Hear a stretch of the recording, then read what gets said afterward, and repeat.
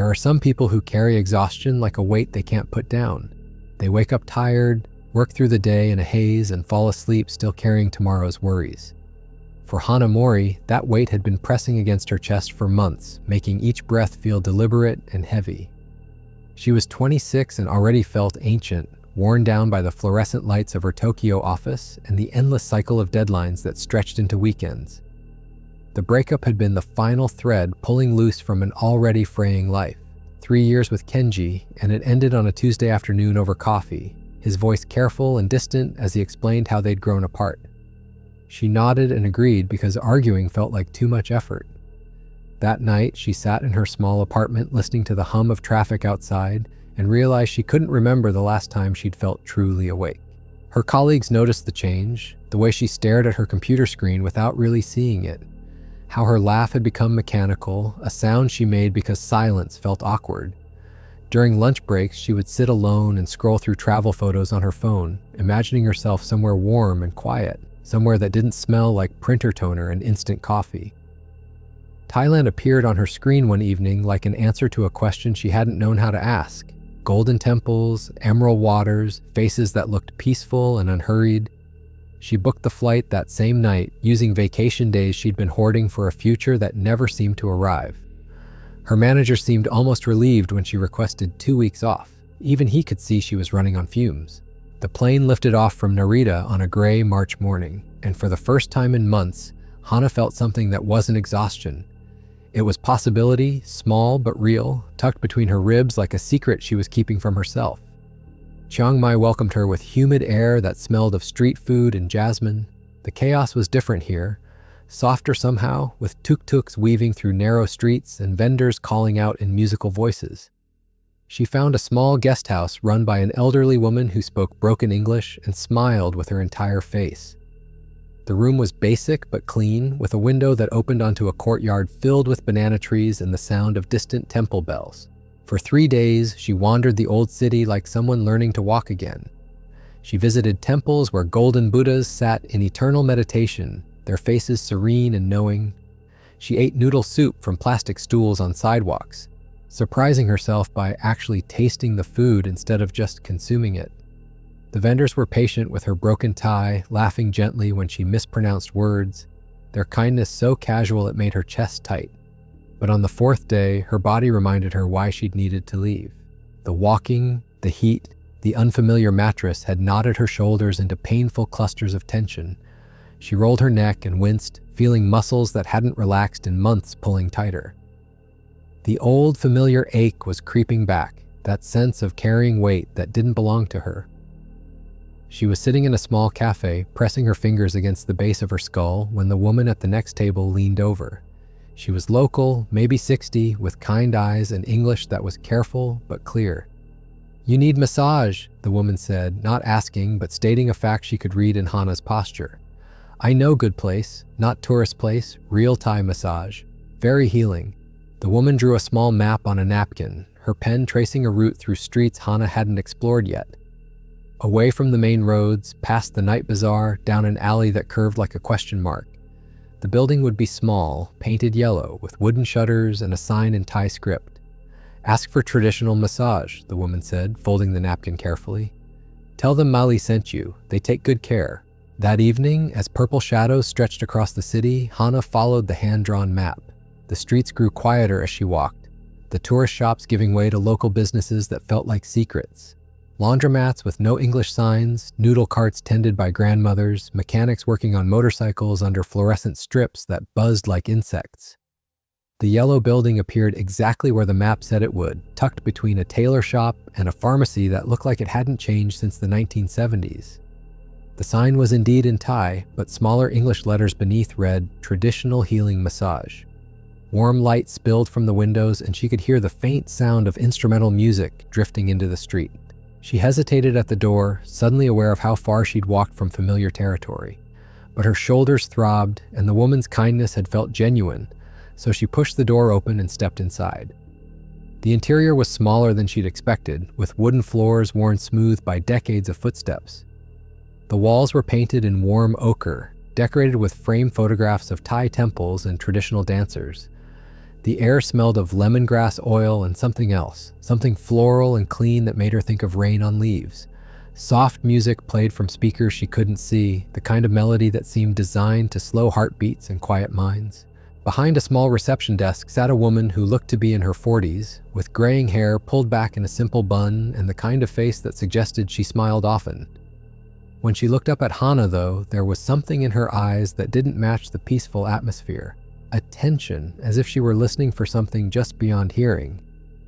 "You want massage?" the woman asked in English that carried the musical rhythm of Thai. Her voice was soft, almost whispered, and she glanced briefly toward a doorway covered by hanging beads. "Yes, traditional Thai massage, please," Hana replied, remembering the older woman's advice. "Malay sent me." At the mention of the name, the woman's expression shifted slightly, some private recognition passing across her features. She nodded and stood, moving with the kind of deliberate grace that spoke of years spent working with her hands. "I am Suda," she said, gesturing for Hana to follow her. "You have much tension, I can see. We fix this, make you feel new person." They walked through the beaded doorway into a dimly lit corridor that led to several small rooms. Suda stopped at the first door, her hand resting on the handle for just a moment longer than necessary, as if steeling herself for something. "You change here," she said, handing Hana a set of loose cotton clothing. "Take all time you need. I prepare oils." The room was simple and clean, with a massage table covered in crisp white sheets and a small wooden stool where she could place her clothes. A single window looked out onto the alley, but heavy curtains blocked most of the view. As she changed, she noticed that Suda had left the door slightly ajar, and through the gap she could see the woman preparing at a small table, pouring oil from various bottles with movements that seemed almost ritualistic. What struck her as odd was how Suda kept glancing over her shoulder, not toward the door where Hana was changing, but toward the back of the building, toward rooms that remained dark and unused. Each time she looked, her hands would pause in their work, and her lips would move in what looked like silent words. When Hana emerged in the cotton clothes, Suda gestured to the massage table with a smile that didn't quite reach her eyes. "Lie face down, please. We start with shoulders, where you carry all your worry." As Hana settled onto the table, feeling the firm padding beneath her body, she noticed something else strange. Along one wall hung a large mirror, but it was positioned at an angle that seemed wrong, reflecting not the massage table but the empty corner of the room. And draped over its surface was a thin, white cloth, as if someone had tried to cover it but the fabric had slipped. Suda's hands were warm when they first touched her shoulders, working the lemongrass oil into skin that hadn't been properly cared for in months. The pressure was firm but gentle, finding knots of tension with the precision of someone who had spent years learning the geography of human stress. "You work too hard," Suda said softly, her voice almost lost beneath the ambient music. "Body remembers everything we don't let go." For the first few minutes, Hana felt herself beginning to relax in a way she'd almost forgotten was possible. The oil warmed under Suda's palms, and the knots in her shoulders started to loosen, like fists unclenching after holding tight for too long. She closed her eyes and tried to focus on the sensation of healing, of tension flowing out of her body like water finding its way to lower ground. But then something shifted. The rhythm of the massage remained the same, but the quality of touch felt different, deeper, more complex, as if there were more hands working on her than just Suda's two. The pressure felt wonderful at first. Each stroke seemed to pull months of accumulated stress from her muscles, years of hunching over computer screens and sleeping poorly on a mattress that had never quite fit her body right. Hana let herself sink deeper into the table, feeling her breath slow and deepen for the first time since arriving in Thailand. But then she noticed something that made her skin prickle with confusion. The sensation of touch had multiplied. What began as 2 hands working her shoulders had somehow become 4. The pressure was coming from different angles, different rhythms, as if a second person had joined Suda without making a sound. She lifted her head slightly, expecting to see another masseuse who had quietly entered the room. But Suda was standing near the small table of oils, several feet away, not touching her at all. Her hands were busy selecting different bottles, yet Hana could still feel firm pressure on her lower back, working in slow circles that felt distinctly different from Suda's earlier touch. "Is someone else helping?" Hana asked, her voice muffled by the table's headrest. Suda's hands stilled. When she spoke, her voice carried a tension that hadn't been there before. "No one else here, only me." The words hung in the air like a question neither of them wanted to answer. Hana lowered her head back down, telling herself it was the oils, the relaxation, maybe some kind of muscle memory from where Suda had been working moments before. But the sensation persisted. 4 hands, she was certain of it. The massage table beneath her seemed to shift slightly, as if something were moving under the padding. Not mechanical, but organic, like the slow rise and fall of breathing. Warm air began to seep up through the sheets, carrying a scent that was different from the lemongrass oil, something floral but old, like flowers that had been pressed between book pages for too long. "Please," Suda said suddenly, and her voice was barely above a whisper. "Try not to fall asleep. Not in this room." The request struck Hana as odd. She hadn't been close to sleeping. If anything, she was becoming more alert with each passing minute. The warmth radiating from beneath the table was growing stronger, and with it came a sound so faint she almost missed it. Breathing that wasn't her own, soft and rhythmic, coming from somewhere very close to her ear. She turned her head to the side and saw Suda's hands shaking as she reached for a new bottle of oil. When their eyes met, Suda looked away quickly, but not before Hana caught something in her expression that made her stomach tighten. Fear. Real, undisguised fear. "Suda, is everything okay?" The bottle slipped from Suda's fingers, hitting the wooden floor with a sound that seemed too loud in the small room. Oil spread across the boards in a dark stain, but what struck Hana was how cold the air had suddenly become. The warmth that had been rising from the table was gone, replaced by a chill that made her skin contract and her breath visible in small puffs. "There were 2 therapists here before me," Suda said, her voice so quiet Hana had to strain to hear it. She was kneeling to clean up the spilled oil, but her movements were mechanical, distracted. Only one survived. The words settled into the room like stones dropping into still water. Hana felt the phantom pressure on her back intensify, and now she could swear she heard something else. A voice, soft and close, speaking in Thai. The tone was unmistakably feminine, but there was something in it that made her chest feel tight. Sadness, yes, but something darker underneath, an anger that felt patient and deep. She tried to sit up, but the pressure on her back increased, holding her gently but firmly against the table. It wasn't painful, but it was insistent, as if invisible hands were asking her to stay still just a little longer. "I think I should go," Hana said, her voice coming out smaller than she'd intended. Suda looked up from the spilled oil, and in the dim light, her face looked years older than it had when Hana first arrived. "Yes, you should go. Now." But when Hana tried to push herself up from the table, the room seemed to resist.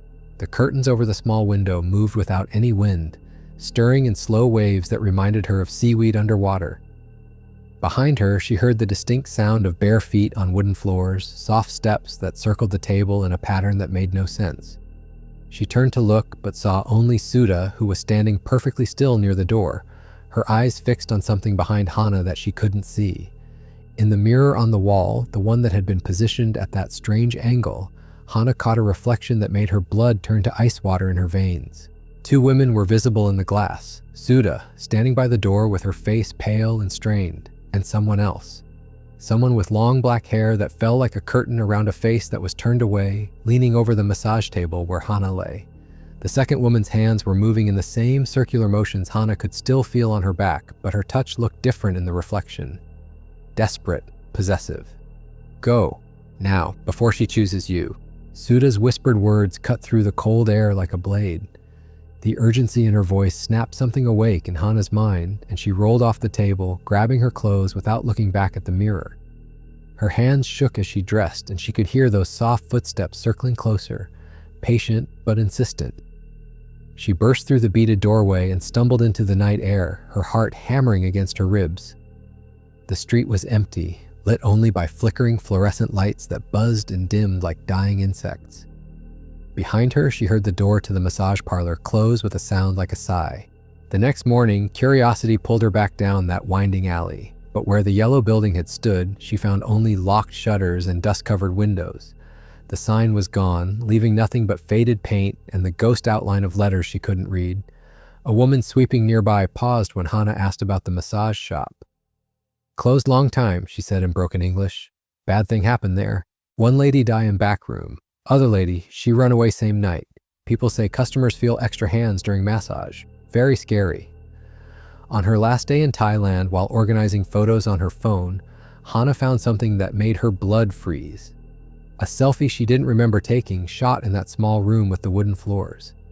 In the background, barely visible but unmistakably real, a pale woman with long black hair leaned over her shoulder, staring directly into the camera with eyes that held too much knowledge. Hana thought the massage saved her trip, gave her the peace she'd been searching for. But something from that room returned home with her, settling into the quiet corners of her Tokyo apartment. And even now, months later, when she lies down to sleep, she can still feel those other hands working at her shoulders, patient and persistent, as if the healing was never quite finished.